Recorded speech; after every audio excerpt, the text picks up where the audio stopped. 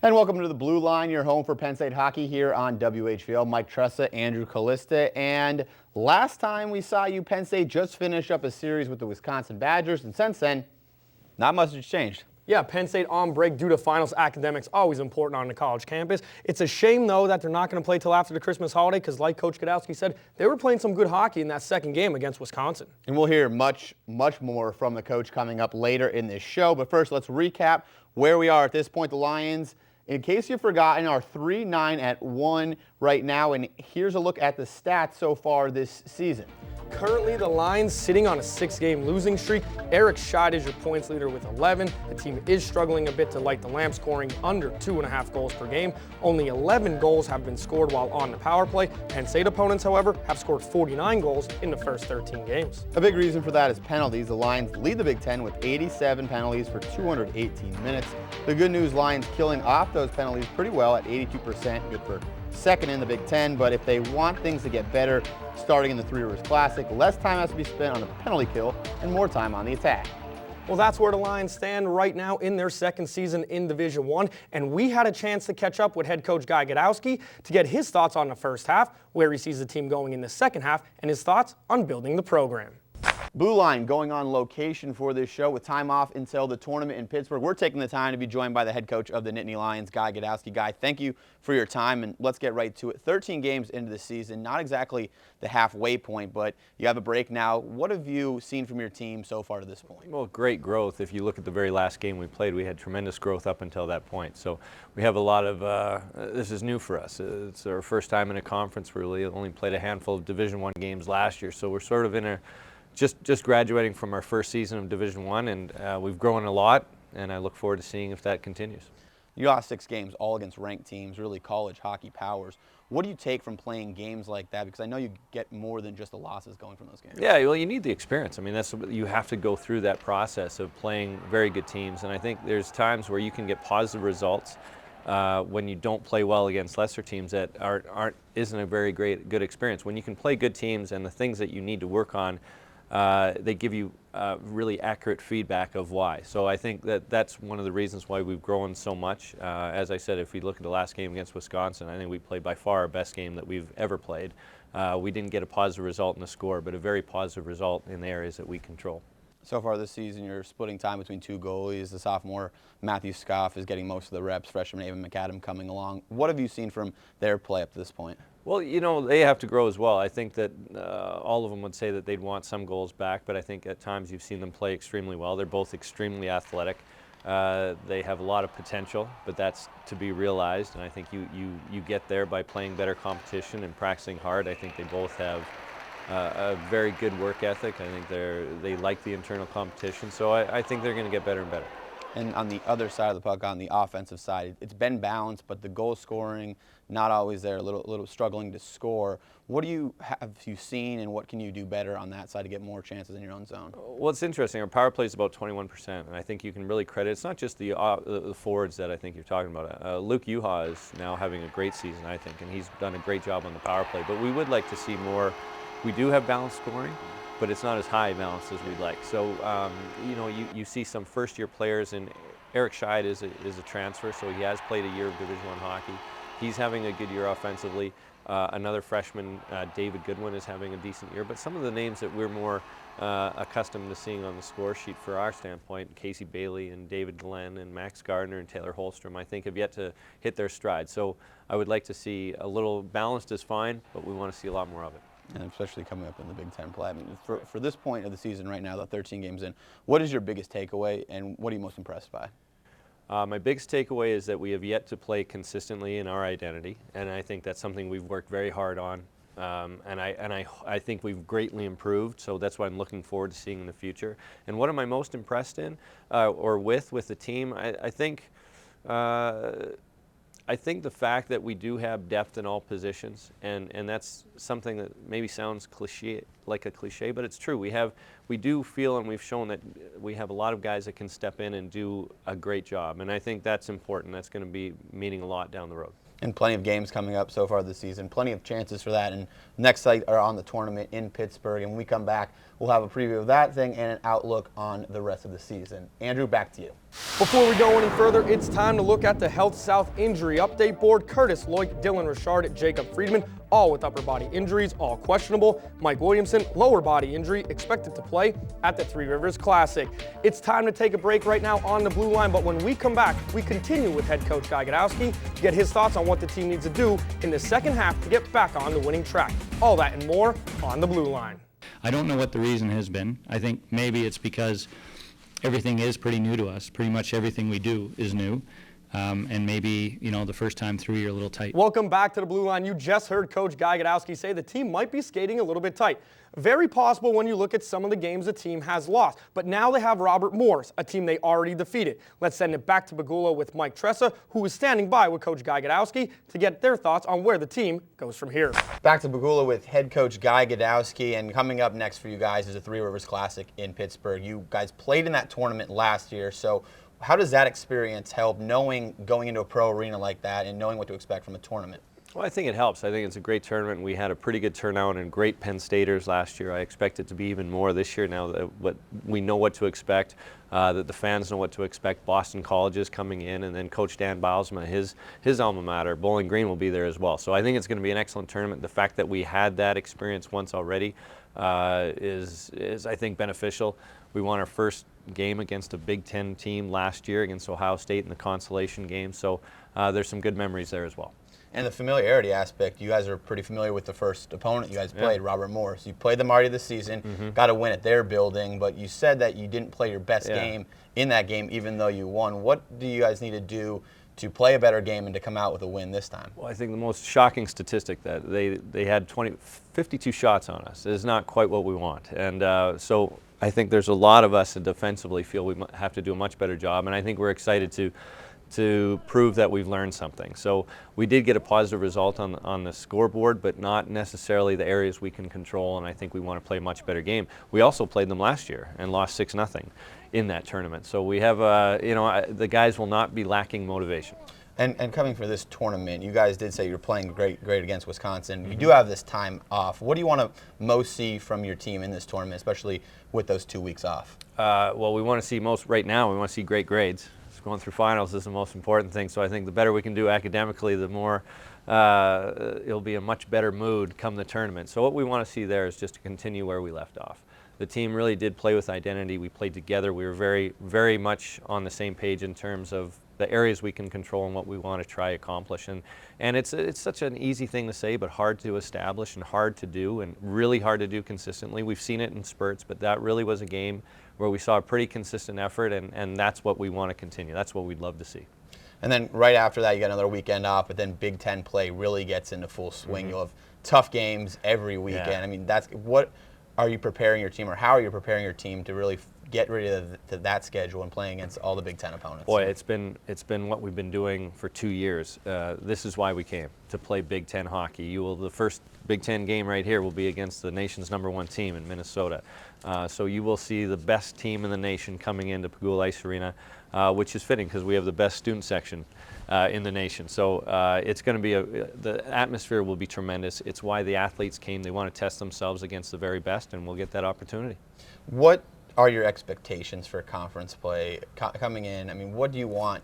Maybe better put, what do you want to see from your team as the season progresses through the conference? Sure. My expectations for the conference is the top conference in college hockey. I think that's everybody's expectation.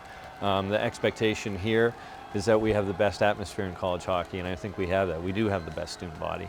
So I think this is going to be so much fun. It's a little bit different when you play in conference play. It is more intense. It means a little bit more. So our expectations are it is the best, most intense, top atmosphere in college hockey. That's our expectations. As far as the team is concerned, we want to continue to grow. Because of that experience, you need to play top opponents to really test yourselves and to grow, and that's what we'll get every night. And you mentioned here before we close here, Pegula, we're sitting here up at the top of the arena right now. What are your thoughts, and what are you most looking forward to coming in here against Minnesota, the top team, when you guys come back from the tournament, when the students or people are back from break? Yeah, well, a couple things. One, the competition. That's why we're here, as I mentioned, to play the best teams in the nation, to have that experience in a conference-type game is an honor. It really is. So I'm looking forward to the competition of it at the highest level. That's great. But as always, as soon as the games end here, we look forward to playing here again. It's so much fun. The students make it a great atmosphere. They have so much fun, so we have so much fun, and they're great to play in front of. That's what I'm looking forward to. Coach, thanks a lot. Really appreciate the time with you today. Best of luck in Pittsburgh in the tournament, and also enjoy your holiday and your time away. Hey, thank you. You too. Thanks a lot. All right, Andrew, back to you guys.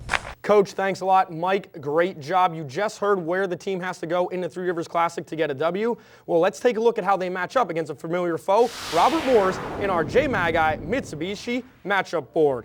The Colonials coming off a tie to Mercyhurst. Everything pretty even. Both teams currently struggling. Robert Morris hasn't yet won away from home. And just like Penn State, the Colonials are being hurt by penalties as half the goals against RMU come from the power play. This should be key for Penn State, who already defeated Robert Morris this season, but they did, however, give up 52 shots in that game. If Penn State could get by the Colonials, though, they face the winner of Boston College Bowling Green matchup, the Battle of the Birds. This should be a great game. Both teams come in scoring lots of goals. As you could see, the Falcons, though, give up a lot of goals and take a lot of penalties as well. Watch out for BC to light the lamp with Johnny Gaudreau and Kevin Hayes, who each have double-digit goals. Could be another marquee matchup for Penn State as the Eagles come in ranked 7th in the nation. One player Coach Gadowski will be looking to settle things down in the locker room is Captain Tommy Olczyk, and he's this week's spotlight in our player profile. I'm here with junior captain Tommy Olczyk, and Tommy, Coach talks a lot about how you guys are not only building for the season, but as a program as a whole. And what has that process been like so far, and how have you guys progressed? It's definitely not easy, and as Coach can tell, and as players and fans can tell, we have a long way to go. But I think we're headed in the right direction. We had a tough loss against Wisconsin this past weekend on Saturday. We lost 4-3, but we proved we can play with them, and if we can play with them, we can play with anyone. So we just need to keep doing the little things right and build that foundation, like you said. And what's your thoughts on the Big Ten Conference so far? I know it's pretty early still, but what do you like about it, and how can this help hockey, especially Penn State hockey? You look at all the Big Ten sports. At any sport, the Big Ten division is one of the top. It's one of the top leagues, and that's going to be no different with hockey. And there's only been a few Big Ten hockey games so far, but next semester, starting in January, I think just about every weekend there's some Big Ten rivalries going on. So it's going to be very exciting for all of college hockey, and especially the players and fans that represent those Big Ten teams.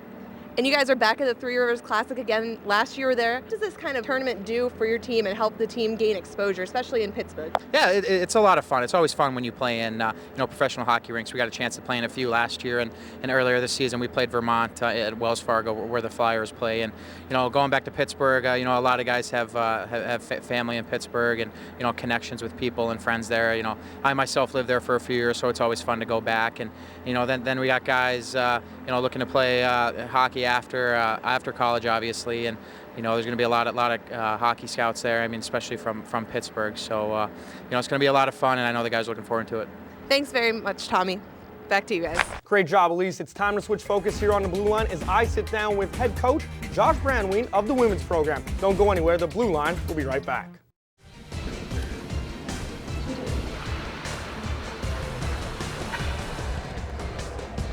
Welcome back to the Blue Line. Plenty of talk about the men's team and their coach, but now we shift gears to talk about the women's team. They too off, not taking the ice until January 3rd in their second year at the Division I level. The women's team has also struggled, a 3-12-2 record, especially struggling in the CHA. A 1-7 record in conference, coming off 2 losses to Mercyhurst. Penn State being outscored by 23 on the season, but those numbers skewed by the 15-0 series against Mercyhurst. The real story has been keeping leads in games, which has hurt the Lions, also hurting them as the power play numbers, just converting on 14.8%.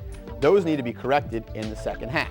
And just like earlier, since the team is off for an extended period, it's time to catch up with their coach, Josh Brandwein. The only coach that the Penn State program has known is in his second season. The Penn State alum got a chance to sit down with our Andrew Callista and go over how the team has gotten to this point. Thanks, Mike. Joining me right now at Pagula, head coach of the women's hockey program, Josh Brandwein. Coach, battle-tested team through the first half of the season, a lot of close games, one rough series at the end. What have you seen so far that you like the progress with the team? I like the way we prepare. I like the way we compete and bounce back. And as you said, we're battle-tested. For a young team that pretty much in its everyday lineup has roughly 11 sophomores and 4 freshmen, competing, playing, contributing regularly. That's a lot of growth for a young team to be in that position so many times on a consistent basis during the first half of a season. That bodes really well for us during the second half. Coach, you just brought up some of the age groups of the players. Only 9 upperclassmen on the team. Out of the top scorers on the team, though, 5 out of the top 6 are the younger classmen. That's got to be exciting for you going forward. It certainly is, and they've put in a tremendous amount of work. You can point to Shannon Yoxheimer as a great example. The work that she puts in on the ice, off the ice, pays off incredibly for her.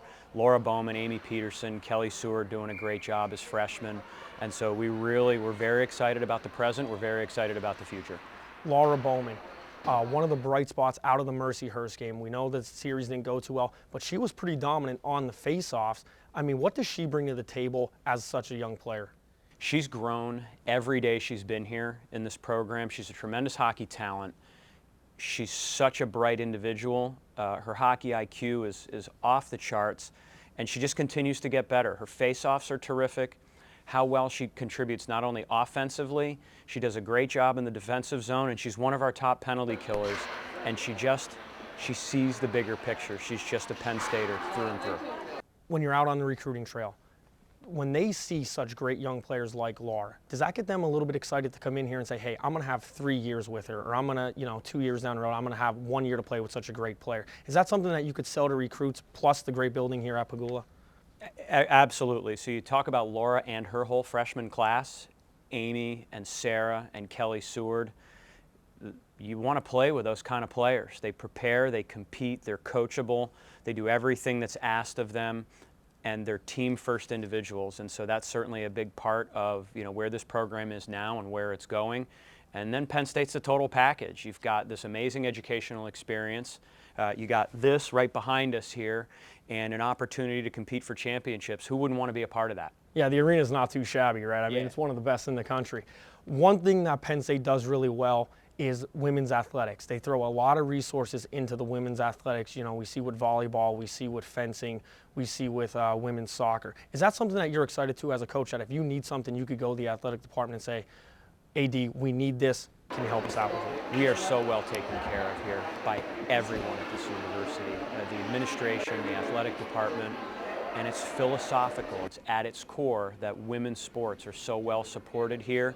There isn't anybody who's not supporting us. We feel so well supported by everybody here. It's fantastic. Coach, you have the long layoff before you take on Ohio State in early January. How has that layoff been treating the girls, and what could that do going forward for the second half of the season?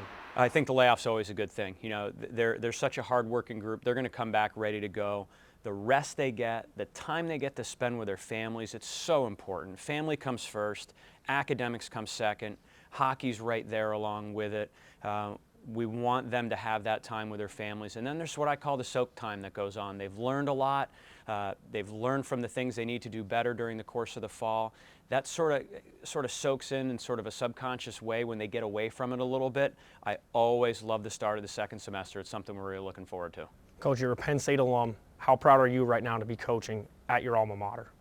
It's hard to put into words. It really is. I had such a tremendous 4-year experience here, playing here and playing in Greenberg, and then to make the transition here and to have this opportunity to represent Penn State as the head women's hockey coach here is absolutely a dream come true. It's impossible for me to articulate just how meaningful that is to me and my family. Coach, thanks a lot. Good luck in the second half of the year. Thank you. Mike, that does it from Pagula. Back to you.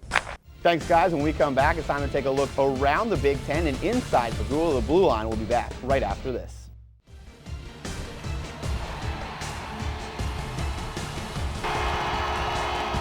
Welcome back to the Blue Line. Penn State without a game this past weekend, so we took the time to go for some plays from earlier in the season as our top plays. Yeah, how about we call them the unofficial spotlights of the first half for the best save and the best hit. And we'll start things off with the Aaron's Amazing Save of the Week. This one is from Matt Scott, first game against Union. Amazing saves in this game for Scott, but look at that one with the pad save, getting the leg out to stop Kevin Sullivan. It looks like as we slow it down, Sullivan's got a good shot at open goal, but can't get it above the save of Scoff. That's good, and Scoff, stellar save honors. And the Cove crunch of the first half for me is Zach Saar. Union's Matt Hatch bringing up the puck. Ooh! Making his presence felt is Saar, the 6'4" freshman, slowing it down. Just watch this. Right in front of the bench, talk about sending a message. And that's good for that Cove crunch in the first half. Right where that sign was, too. It looked like a little bit of a Reese's Crunch right in front of the Reese's Peanut Butter Cup logo. And from there, we'll move right on to the Big Ten. Big Ten play just started up a little bit beforehand, but it really gets going after the break. Yeah, the Great Lakes Invitational, great tournament. Michigan and Michigan State are playing in that. Penn State going down to the Three Rivers Classic. Minnesota, though, interestingly enough, the #1 team in the country, not playing over the holidays. First of all, we're going to take a look at the standings and see where the teams shake out. Now, as you see, Minnesota back at the #1 ranking. They're still perfect in the Big Ten, 12-2-2 overall. Michigan and Wisconsin follow them as ranked teams, and there's Michigan State with their ever-important tie against the Gophers, and Penn State and Ohio State, they'll be looking for their first Big Ten wins after the break. Yeah, Penn State's got to get back on the winning track. Hopefully that happens in the Three Rivers Classic when they take on Robert Morris, and then hopefully they get that marquee matchup against BC. I'd really like to see that. Mike, I know you'll be down there. Meanwhile, I, on the other hand, will be sitting at home watching the Great Lakes Invitational. I'm sure you've got the good cable package then if you're getting all that Michigan sports networks in there. Yeah. The other games this upcoming weekend after the Christmas holiday, Mercyhurst heads to Ohio State, and Alabama Huntsville will be at Wisconsin.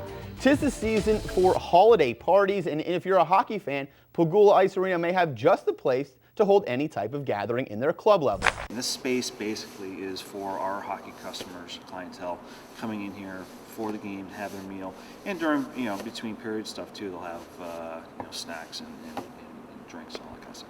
Atop the steps from the main entrance is Pagula's club level. Able to sit 200 to 250, the catered area is open to suite and premium ticket holders on game day, but is expanding its usage. We had a couple requests already from, like biology department, other departments on campus. They want to have their Christmas party up here, the holiday party. Well, I think we're going to branch out. People even talk about wedding receptions or even weddings themselves. Events will be scheduled depending on what is happening on the ice below, but there is one part of the club that stands out above the rest. I mean, if you look at this view, it's just absolutely spectacular, especially on a clear day. You got Mount Nittany in the mountain range on one side, then you have the Bryce Jordan Center in front of you, and then you have the stadium. I mean, this is the view. And a special thanks to coaches Guy Gadowski and Josh Brandween taking some time to give us some great interviews. Yeah, and what better way to get a holiday gift than a Penn State win? Everybody have a Merry Christmas and a Happy New Year.